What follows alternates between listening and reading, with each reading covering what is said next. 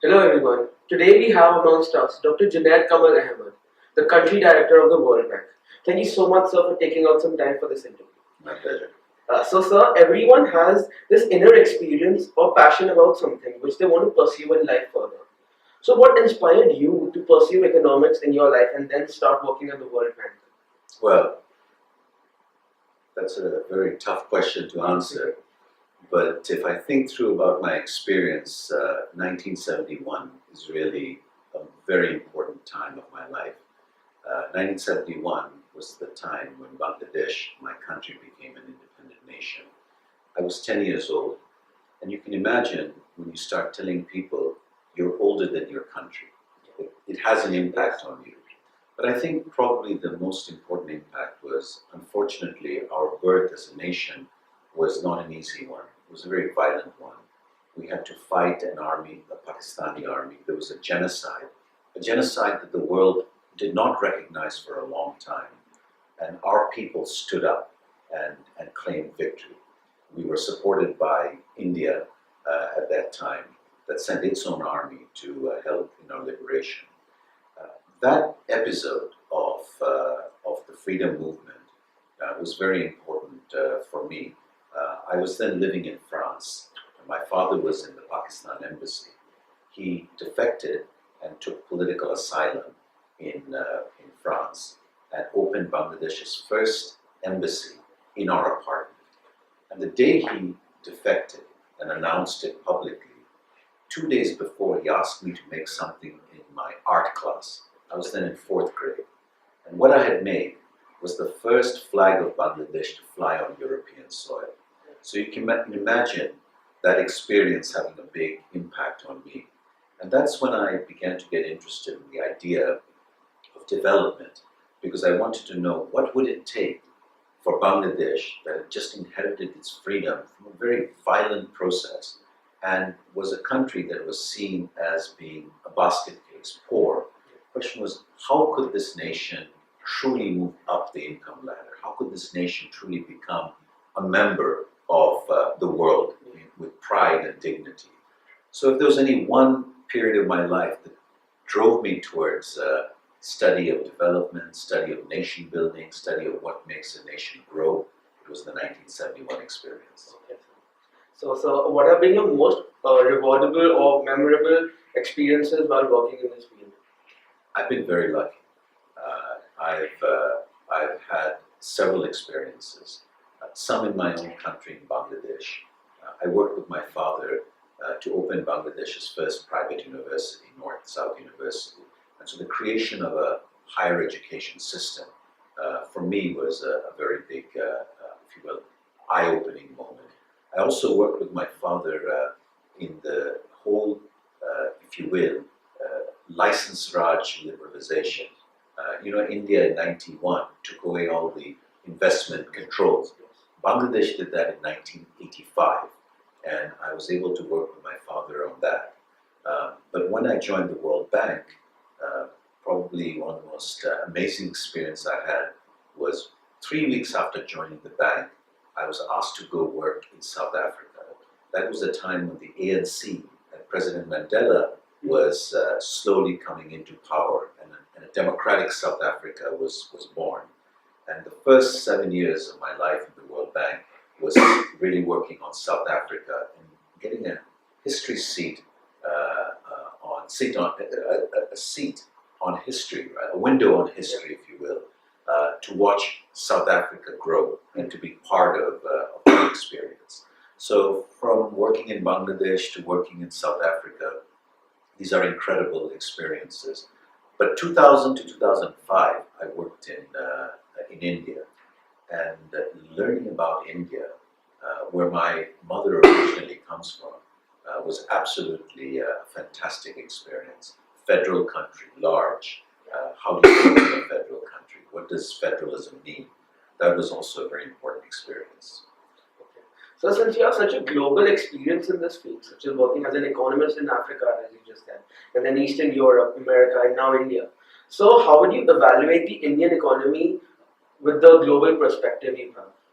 You know, India is was was literally the fastest growing country in the world. It is one of the fastest growing. Once you take into account its size, 1.2, 1.3 billion people, and you look at its growth path of 6 to 7% growth rate, that's an incredible story. India also has gone from low income to low middle income, and it's aspiring to become high middle income. In the World Bank, we have a window of support for low income countries called IDA, and then there's a window of lending called IBRD for the higher income countries. IDA literally was created for India, and at one point, 50% of IDA funds went to India. Today, India has graduated from IDA and is an IBRD country. Today, India gets a Moody's rating, so it can go into global capital markets if it wants. So there's been a huge progress in terms of growth. So I'm very optimistic in terms of the Indian economy, given what it has gone through, the development it has gone through, the income growth it has showcased, and the fact that it has lifted so many people from poverty. At one point, India's poverty rates were 45, 47%. Today, it has come down close to 15%. That's an incredible shift for a nation of such size. So, a lot of optimism for your nation. Okay. And now I'll just move on the topic to one of your quotations. In one of your speeches, you said that while designing any policy framework, you have to put the citizen in the core of that so that he can hold the service provider. So talking about many reforms for the upliftment of the rural poor in India, do you think that the same concept is applicable in these policies? Absolutely. Couple of examples. Today, India has supported the growth of self-help groups of women. Yes. Women have been brought together in self-help group, the formation. I think over the last decade, about 45 million women have been brought into self-help groups systems. So these self-help groups are directly accountable to each other, right? And they have been able to access close to $25 billion of money from banks. That's a huge story where the citizen is at the center of development. Another example would be, let's take West Bengal. West Bengal has a very vibrant panchayat system. And that panchayat system, the local government is being empowered, and the machinery of local government has to work with the Gram Sabha. Yeah. And the Gram Sabha is where the citizens come together. So that's a very important direct linkage. You know, the story of financial inclusion that is happening in India, where you can get your government pension or things that you are entitled to as a direct cash transfer into your bank account. That too, I think, is making a difference in where citizens are getting their resources directly. So there are multiple examples of how citizens are at the core now of service delivery, and I think India is moving in a very fast way of continuing to put accountability squarely in the hands of citizens.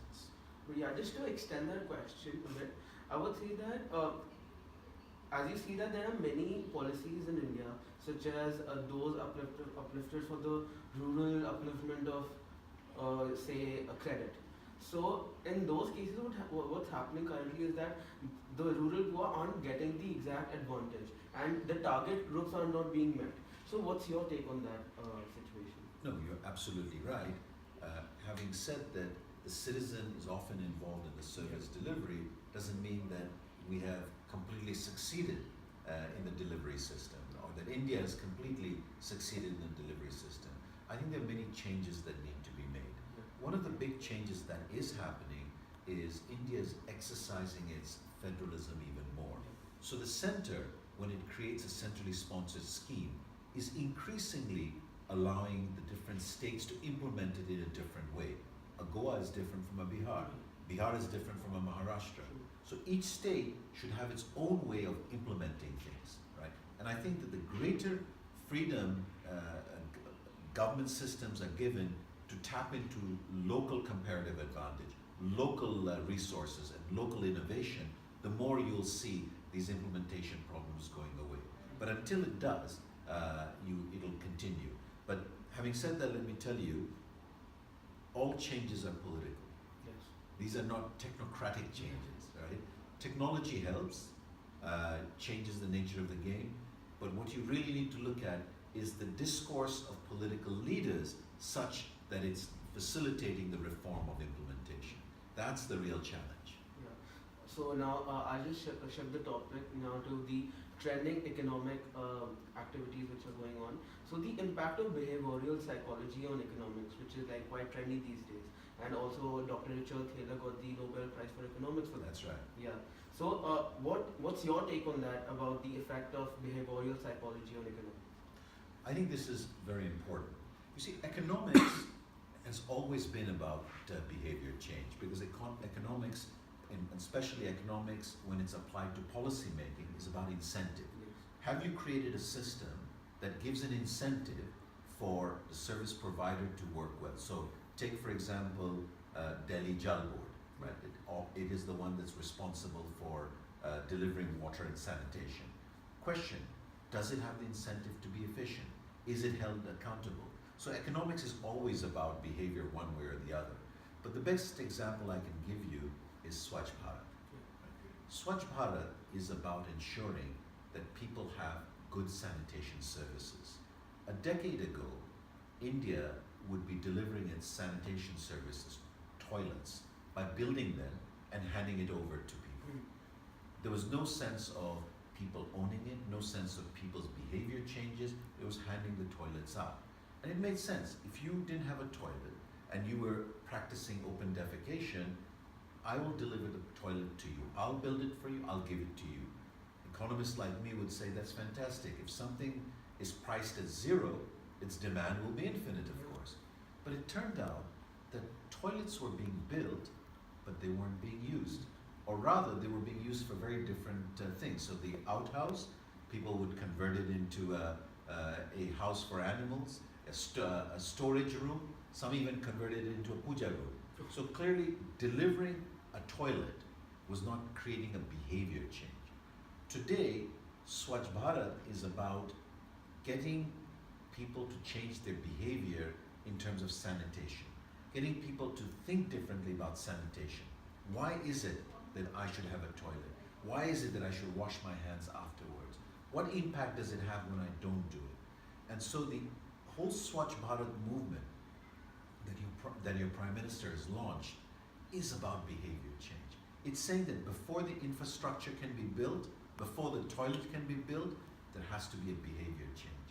I'll give you another example. Many parts of the world, and South Asia in particular, often families will not let their girls go for education. Right? And that behavior had to be changed before girls could go to school. It's free school. Anyone can come to school, and that was thought to be sufficient for everyone to go to school. But it turned out that parents had a different view in terms of what girls should be doing, what they should not be doing.